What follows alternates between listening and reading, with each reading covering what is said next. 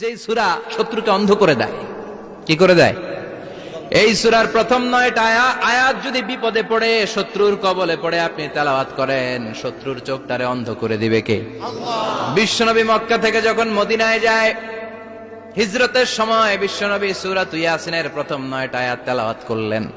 তেলাওয়াত করে আল্লাহর নাম নিয়ে ঘর থেকে বের হলেন। আশেপাশে কাফেররা ঘুরে কিন্তু বিশ্বনবীরে দেখে না, সবাই খেলে এরকম এরকম করে, ডানে বায়ে হাতায় বিশ্বনবীর সামনে দিয়ে যায়, কিন্তু কাফেরদের চোখ অন্ধ করে দিয়েছে কে?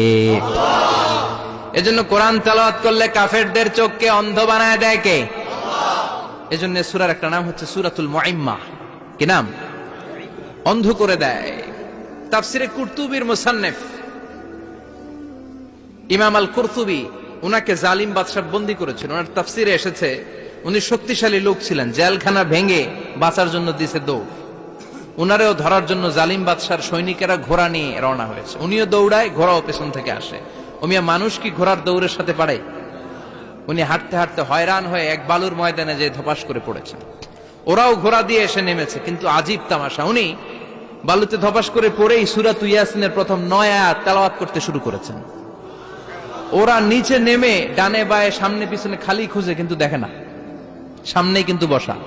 ওদের চোখটার অন্ধ করে দিছে কে? আল্লাহ। বিশ্বাস হয়? ঈমান হয়? এজন্য বিপদে পড়লে সূরাতুল ইয়াসিনের প্রথম